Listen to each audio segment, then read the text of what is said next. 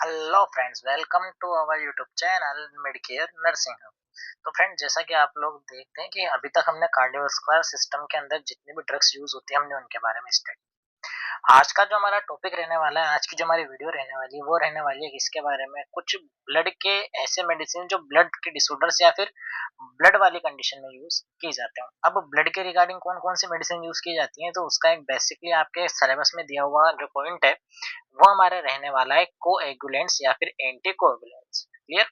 तो आज हम बात करेंगे एंटी कोएगुलेंट्स और कोएगुलेंट्स के बारे में। तो सबसे पहले का जो हमारा टॉपिक रहने वाला है वो रहने वाला है कोएगुलेंट्स। ठीक है, कि कोएगुलेंट्स क्या होता है। देखो, या तो आपके क्वेश्चन आएगा कोएगुलेंट्स के नाम से या फिर आपके क्वेश्चन आएगा हेमेटोस्टेटिक्स के नाम से। क्या आने वाला है हमारे हेमेटोस्टेटिक्स के नाम से। तो बात करते हैं हम कोएगुलेंट्स। अब ऐसी मेडिसिन जो क्या करवा देती हूँ, ब्लड को क्लोट करवाने में हेल्प करती है। ब्लड को क्लोट करने का मतलब क्या, कि ब्लड का क्या हो कि अगर कहीं पे कभी कोई इंजरी कंडीशन है या फिर कोई कहीं पे कोई एक्सीडेंटल कंडीशन है, तो वहां पे हम क्या देखते हैं कि कहीं ना कहीं ब्लीडिंग होना स्टार्ट हो जाता है। अब उस ब्लीडिंग को हमें स्टॉप कराना है, तो उस स्टॉप कराने वाले कंडीशन के रिगार्डिंग जो मेडिसिन यूज की जाती है, यानी कि ब्लड को क्लोट करवाने के लिए जो मेडिसिन यूज की जाती है उनको अपन क्या बोलते हैं, कोएगुलेंट्स बोलते हैं। क्लियर? तो देखते हैं क्या होता है। कोएगुलेशन और clotting is the process coagulation or clotting is the process through which blood change from a liquid and become a thicker like a gel। क्या देखने को मिलता है हमें कि एक ऐसी कंडीशन, एक ऐसा प्रोसेस जिसमें क्या हो कि ब्लड चेंज हो जाए, किसमें, लिक्विड फॉर्म से थोड़ा थोड़ा किसमें कन्वर्ट होने लग जाए, थिकर फॉर्म में। थिकर भी जैसे just a gel like structure. Coagulation is a part of a larger process. जो कोएगुलेशन होता है वो एक लार्जर प्रोसेस होता है जिसको हम क्या बोलते हैं, मेनली हीमोस्टेसिस। हीमोस्टेसिस मतलब ब्लड का रुक जाना, है ना। हीमो मतलब हिम मतलब ब्लड, स्टेसिस मतलब रुक जाना, ब्लड का रुक जाना। Clear? Which is way that the body make bleeding stop when it need to be. क्या देखने को मिलता है हमें, which is the way that the body makes bleeding stop when it need to. जहां पे हमें रक्त को रोकने की या फिर ब्लड को रोकने की नीड होती है, वहां पे इसको क्या करवा दिया जाता है, यूज किया जाता है, जिससे कि क्या देखने को मिलता है, हमें ब्लीडिंग स्टॉप देखने को मिलती है। क्लियर? अब हम बात करते हैं मेनली एग्जाम्पल के बारे में, कि क्या एग्जाम्पल रहने वाले हैं हमारे कोएगुलेंट्स। क्लियर? तो यानी कि ऐसे मेडिसिन या ऐसे सब्सटेंस जो क्या कराते हो, ब्लड को क्लोट कराने में हेल्प करते हो। तो ब्लड को क्लोट कराने के रिगार्डिंग हमें एक चीज तो पता है कि हमारी बॉडी में क्या पाए जाते हैं, कुछ क्लोटिंग फैक्टर पाए जाते हैं। अब क्लोटिंग फैक्टर की हेल्प से अपना ब्लड क्या होता है, क्लोट हो जाता है ना। तो ये तो होता है हमारी बॉडी की कंडीशन। लेकिन कुछ ऐसी कंडीशन होती है कि ये क्लोटिन फैक्टर सही से वर्क नहीं करते। अब अगर मान लो क्लोटिन फैक्टर सही से वर्क नहीं करेंगे, तो अपन को क्या करना होगा, कोई ना कोई मेडिसिन प्रोवाइड करना होता है। तो बात करते हैं अपन ये कुछ एग्जाम्पल क्या होते हैं। अब एग्जाम्पल देखते हैं वन बाय वन करके। जैसे कि vitamin K, fibrinogen, amino caproic acid, thrombin, haemostatic sponge जो हम यूज कर सकते हैं, जिलेटिन स्पंज को हम यूज कर सकते हैं, जिलेटिन फिल्म को हम यूज कर सकते हैं, इसके साथ साथ हम यूज कर सकते हैं ऑक्सीडाइज सेल्यूलोज। क्लियर? अब अपन बात करते हैं drug preparation to stop the bleeding. अपन बात करेंगे सिस्टेमिक यूज की, उसके बाद अपन बात करेंगे लोकल एब्जॉर्बेबल ड्रग के बारे में। अगर अपन सिस्टेमिक यूज करते हैं, यानी कि जो ओवरऑल सिस्टम पे इफेक्ट करे, है ना, हमारी बॉडी की, अगर सिस्टम पे अगर इफेक्ट करवाना है, तब अपन कौन सी मेडिसिन मेनली यूज करेंगे। तब अपन देखते हैं अमाइनो कैप्रोइक एसिड, ठीक है, ट्रेनेक्सेमिक एसिड, विटामिन के। ठीक है, इसमें अपन मोस्टली क्या देखते हैं, हमारे हॉस्पिटल वगैरह में जब भी हम क्लिनिकल वर्क करते हैं, तब हमें नॉर्मल एक ट्रेनेक्सेमिक एसिड की जो है हमें इंजेक्शन फॉर्म में भी देखने को मिलता है, टेबलेट फॉर्म में भी देखने को मिल जाता है। वहीं अपन बात करें लोकल एब्जॉर्बेबल ड्रग की, अगर अपन लोकल एक मतलब एक पर्टिकुलर बॉडी या वो सरफेस एरिया पे अपन यूज करना चाहेंगे, तो हम किस टाइप से यूज कर सकते हैं। जैसे कि हमारे जिलेटिन स्पंज हो गया, क्लियर, जिलेटिन फिल्म हो गई, ऑक्सीडाइज सेल्यूलोज हो गया, ठीक, माइक्रोफाइब माइक्रोफाइब्रिलर कोलाजेंस हो गए, देन थ्रोम्बिन। ये हमारे लोकल एब्जॉर्बेबल ड्रग्स होते हैं। क्लियर? बात करते हैं इसमें रोल ऑफ नर्स क्या रहने वाला है। तो रोल ऑफ नर्स हमें क्या देखना होता है, हमें assess for the bleeding, assess for the sign of bleeding and haemorrhage. यानी कि ब्लीडिंग हो कहाँ रही है, जैसे कि गम्स ब्लीडिंग हो रही है, नोज ब्लीडिंग हो रही है मतलब एपिस्टेसिस की कंडीशन है, अनयूज वाली ब्रशिंग, कहीं पे हमारे ब्रशिंग वाली कंडीशन है, ब्लैक स्टूल वाली कंडीशन है ना, हेमेचूरिया ये कंडीशन है, fall in haematocrit of blood pressure.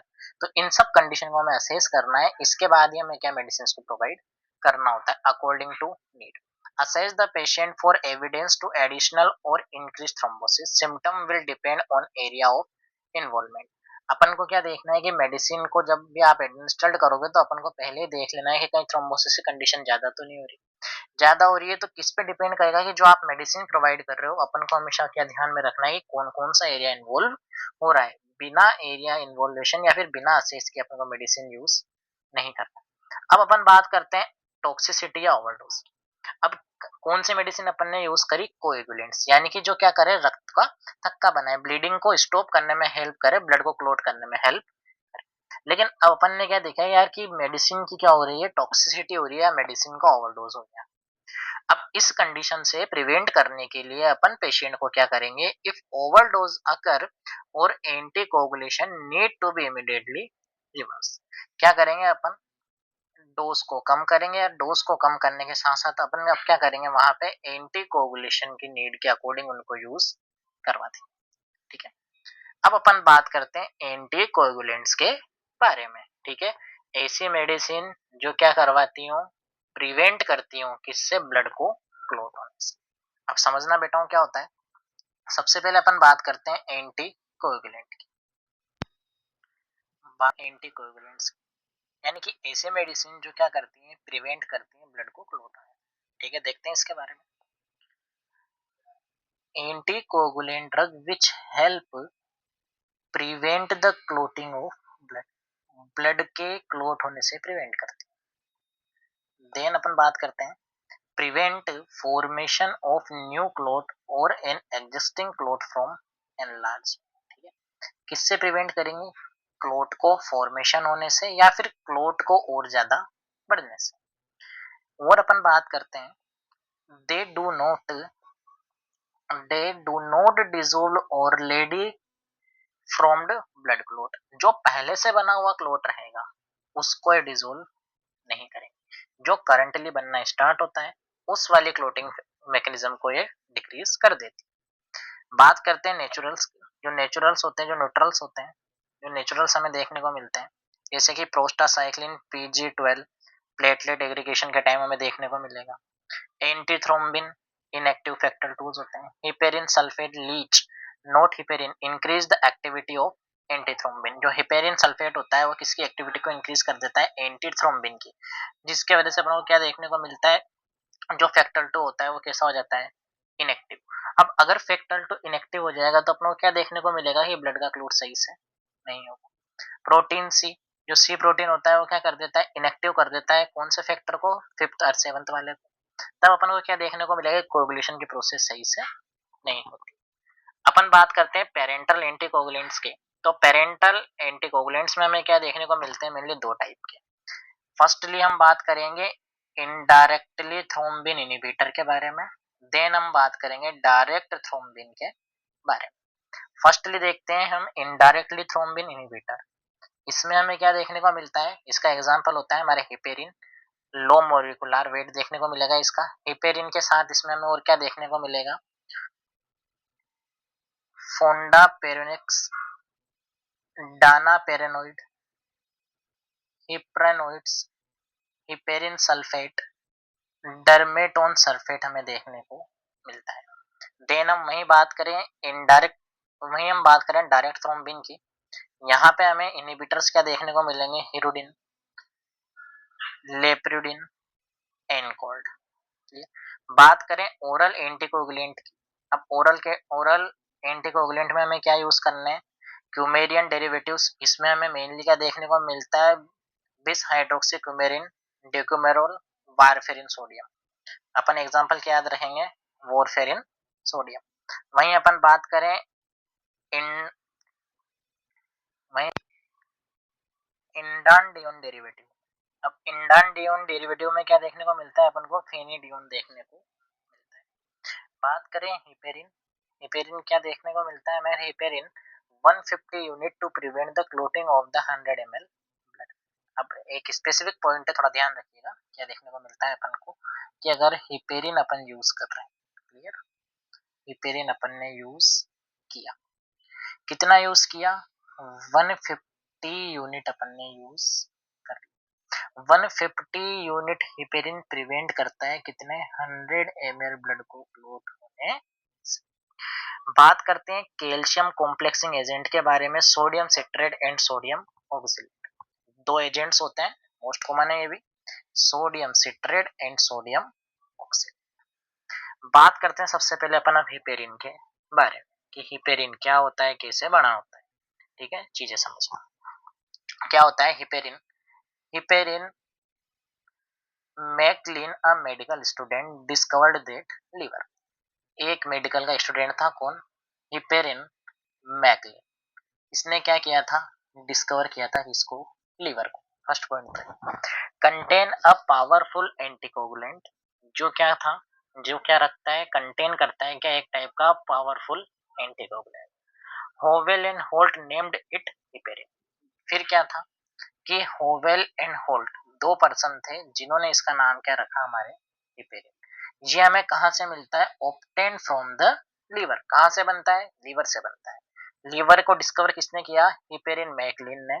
उसके बाद क्या हुआ कि जो लीवर होता है वो कंटेन करता है एक पावरफुल एंटीकोगुलेंट। पावरफुल एंटीकोगुलेंट क्या था, हिपेरिन।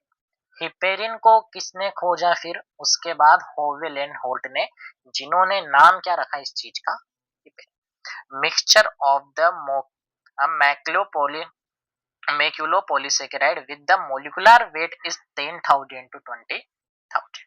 ये मिक्सचर्स होते हैं किसके, मैक्यूलोपोलीसेकेराइड्स के, जिनका मोलिकुलर वेट कितना होता है, 10,000 to 20,000। It contain D glucosamine, L iduronic acid and D glucosamine, D glucuronic acid. ये क्या कंटेन करता है, mainly D glucosamine, L iduronic acid and D glucosamide, D glucuronic acid. It carrier strong electronegative charge and it is strongest organic acid present in the body। क्या देखने को मिलता है अपन को कि ये क्या करता है, कैरीज करता है। ठीक है, ये कैरी करता है किसको, एक टाइप के स्ट्रॉन्ग इलेक्ट्रोनेगेटिव चार्ज को, and it is strongest organic acid present in the body, found in the secretory granules of the mast cell. ये कहाँ देखने को मिलता है, कई बार हमें जब मास्ट सेल के ग्रेन्यूल्स होते हैं वहां से हमें इसका सिक्रेशन भी देखने को मिल जाता है। लेकिन इसका जो रिचेस्ट सोर्स हमें देखने को मिलता है वो क्या देखने को मिलता है, लंग्स और लीवर। इसके साथ साथ इंटेस्टाइन की जो म्यूकोसा लेयर होती है वहां पे भी अपन को क्या देखने को मिलता है, इसका ज्यादा अमाउंट देखने को मिल जाता है। वहीं अपन बात करते हैं other action of heparin. Heparin के अदर टाइप के एक्शन हमें क्या देखने को मिलेंगे, अदर एक्शंस देखते हैं तो सबसे पहला एक्शन तो क्या होता है, एंटीप्लेटलेट। जैसे कि higher dose inhibit the platelet aggregation. क्या देखने को मिलेगा कि अगर अपन ज्यादा डोज प्रिस्क्राइब करेंगे तो वो क्या कर देता है, इनहिबिट कर देता है, किस चीज को कर देता है बेटा, प्लेटलेट के एग्रीगेशन को।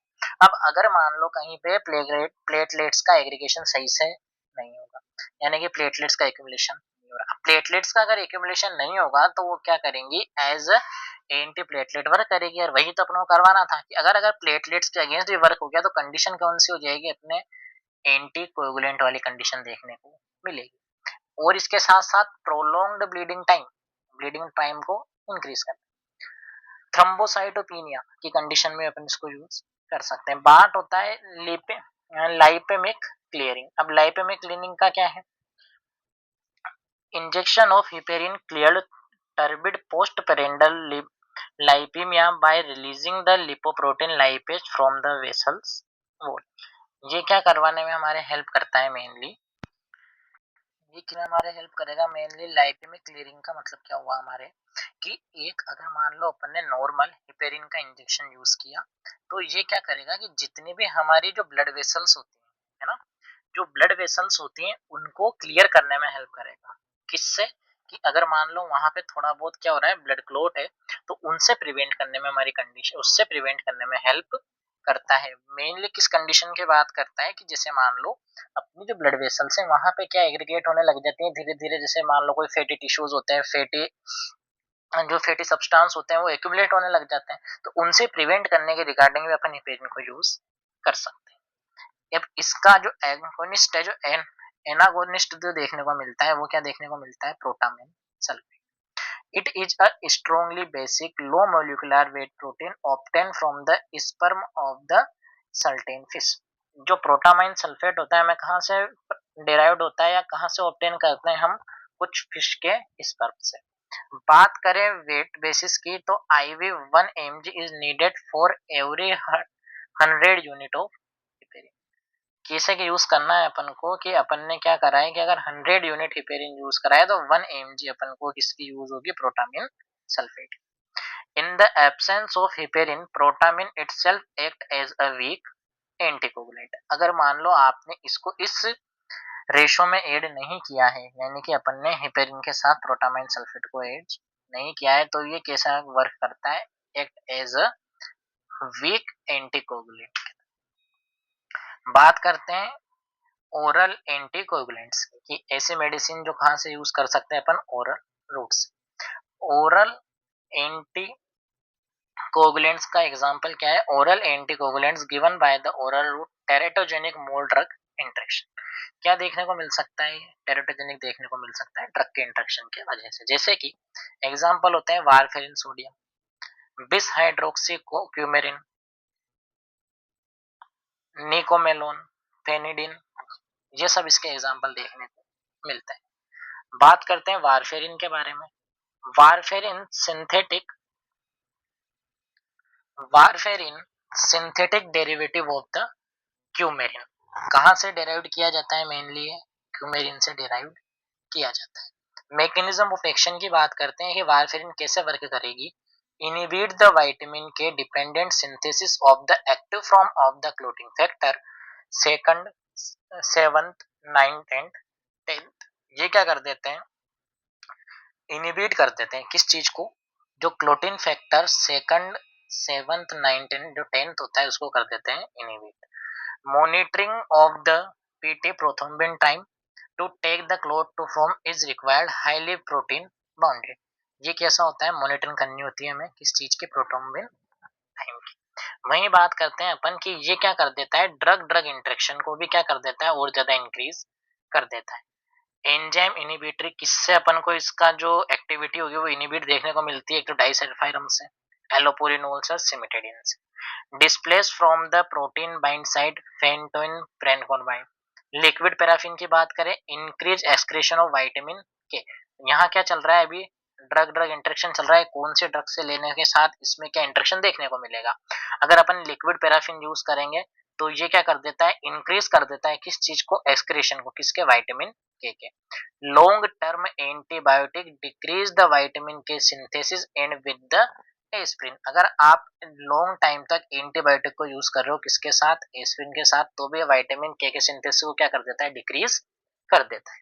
Decrease effect enzyme inducer hereditary resistance cholestyramine sucralfate decrease the absorption.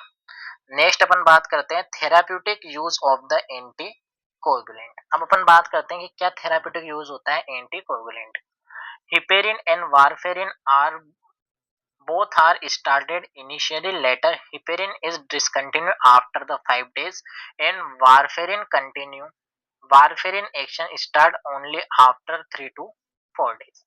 क्या देखने को मिलता है अपन को कि हिपेरिन और वारफेरिन, क्लियर, क्या होता है, हिपेरिन और वारफेरिन को अपन दोनों को स्टार्ट करते हैं एक साथ है, कब, लेकिन क्या देखने को मिलता है, थोड़े टाइम बाद अपन क्या कर देते हैं, हिपेरिन को तो कर देते हैं डिसकंटिन्यू, लेकिन 5 दिन के बाद अपन किसको कंटिन्यू रखते हैं, वारफेरिन को। वारफेरिन का एक्शन जो ना स्टार्ट होता है, वो एक्शन होना ही स्टार्ट कितने दिन के बाद होता है, अपने 3 to 4 डेज। दोनों होती एंटीकोगुलेंट है ना, दोनों को आप इनिशियली स्टार्ट कर दो, लेकिन थोड़े टाइम के बाद अपन डिसकंटिन्यू किसको कर देंगे, हिपेरिन को, और फिर अपन वारफेरिन को कंटिन्यू रखेंगे, क्योंकि जो वारफेरिन का इफेक्ट देखने को मिलता है वो अपने को देखने को मिलता है 3 to 4 डेज के बाद। बात करते हैं यूजेस की, prophylaxis of the deep vein thrombosis and pulmonary embolism. कहाँ यूज करना है अपन को इसको? मेनली अपन इनको यूज करेंगे प्रोफाइलेक्सिस करने में, किसका? डीवीटी मतलब deep vein thrombosis and pulmonary embolism in bed ridden patient and those undergoing knee hip replacement surgery. ऐसे पेशेंट जो कहाँ पर हो, हमारे हिप रिप्लेसमेंट सर्जरी में, कोई नी सर्जरी में हो, उनमें मेनली यूज करते हैं। देन हम बात करते हैं मायोकार्डियल इंफ्राक्शन में। उसके बाद अनस्टेबल एंजाइना की कंडीशन में यूज करते हैं। Rheumatic heart disease, mainly arterial fibrillation की condition. During the bypass surgery, bypass surgery में यूज करेंगे। वस्कुलर सर्जरीज में यूज करते हैं। प्रोस्टेटिक हार्ट डिजीज में यूज करेंगे। रेटाइनल वेसल्स थ्रोम्बोसिस और हीमोडायलिसिस कंडीशन में अपन क्या यूज करते हैं? एंटीकोगुलेंट्स को यूज करते हैं। क्लियर? तो आज की हमने जो वीडियो थी इसमें हमने बेसिक सा क्या देखा है कि कोगुलेंट्स और एंटीकोगुलेंट्स को कहाँ यूज किया जाता है। हमारी जो नेक्स्ट वीडियो रहने वाली है वो रहने वाली है एंटी प्लेटलेट्स या फिर एंटी थ्रोम्बोलाइटिक एजेंट्स के बारे में। क्लियर? तो मिलते हैं नेक्स्ट वीडियो में। अगर आपको वीडियो अच्छी लगे तो चैनल को लाइक करें, शेयर करें, सब्सक्राइब करें।